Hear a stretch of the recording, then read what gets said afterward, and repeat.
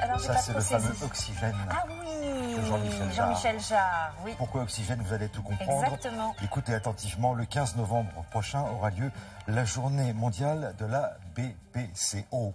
4 lettres pour désigner une maladie grave des bronches qui touche à peu près 3 millions de Français et qui peut mener à l'insuffisance respiratoire.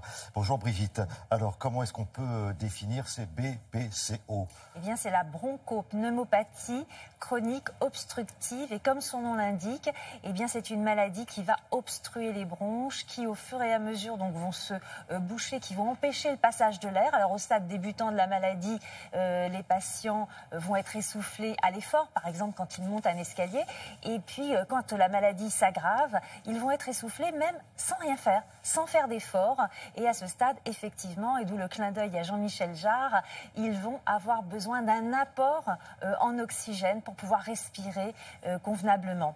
Les femmes sont plus touchées que les hommes? Oui, et effectivement, et c'est ce coup de projecteur que cette journée mondiale veut mettre sur la BPCO et les femmes. Les femmes sont aujourd'hui touchées. Pourquoi? Parce que le principal facteur de risque de la BPCO, c'est le tabagisme. Alors, il y a environ 30 ans, cette maladie était essentiellement masculine parce que le tabagisme était plutôt masculin.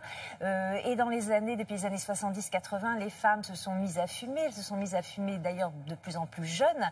Et aujourd'hui, elles font à peu près la parité avec les hommes en ce qui concerne la BPCO. C'est-à-dire qu'il y a 30 ans, la BPCO, c'était 80% d'hommes pour 20% de femmes. Aujourd'hui, c'est quasiment moitié-moitié ou même 40% de femmes pour 60% d'hommes.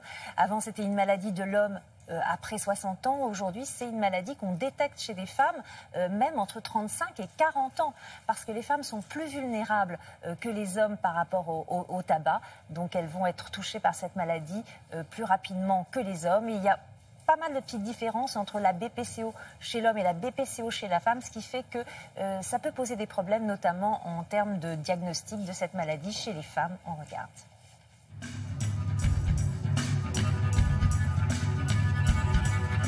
À 13 ans, mon père m'a offert pour mon anniversaire une première cigarette. Le premier pas était franchi. J'ai fumé de plus en plus jusqu'à 15 cigarettes par jour. Chez les femmes comme chez les hommes, le principal facteur de risque de BPCO est de loin est le tabac, puisqu'il est responsable d'environ 80% des cas. En revanche, les femmes sont exposées plus volontiers que les hommes à certains facteurs qui peuvent être inducteurs de BPCO, comme par exemple certains produits ménagers, on ne sait pas très bien par quel mécanisme, ou des fumées de chauffage ou de cuisine au bois dans certains pays. Dans votre vie quotidienne, vous vous sentez comment? Très limité par rapport à ce que vous voudriez faire? Je suis quand même ralentie dans la vitesse. Pour marcher, je me rends compte qu'avec d'autres personnes, elles m'attendent. Chez les femmes, les symptômes de la BPCO sont un peu différents de ce qu'on observe chez l'homme, essentiellement parce qu'ils sont plus marqués, que ce soit l'essoufflement à l'effort, à sévérité de la BPCO égale, les femmes vont avoir un essoufflement plus important. Et chez les femmes, le retentissement psychologique de la maladie semble plus important que chez les hommes, sous la forme de symptômes d'anxiété et de dépression plus marqués. J'ai eu plusieurs accidents aigus avec oxygène, hospitalisation, et le diagnostic de BPCO est arrivé beaucoup plus tard, au moins une dizaine d'années après. Un message à destination des femmes, le principal c'est ne pas fumer. Si on a commencé à fumer, essayez d'arrêter. Le tabac est le principal facteur de risque. Le deuxième message qui est très important, une femme qui souffre de symptômes respiratoires peut avoir une BPCO, ça n'est pas du tout des symptômes synonymes d'asthme. Le problème évidemment, c'est que comme le diagnostic est porté plus tard, le traitement va être mis en œuvre aussi plus tard, ce qui va rendre plus difficile de prévenir l'aggravation de la maladie. Dernier message, pour les femmes, comme d'ailleurs pour les hommes, les traitements comportent 2 grands axes. Un premier axe, les médicaments, et un deuxième axe, le maintien d'une activité physique régulière. Et ce maintien d'une activité physique régulière est absolument primordial pour pouvoir améliorer le pronostic et bénéficier aussi pleinement de l'effet des médicaments qui sont proposés. Le traitement m'a redonné confiance. Je n'ai plus ces accidents graves qui me laissaient au lit.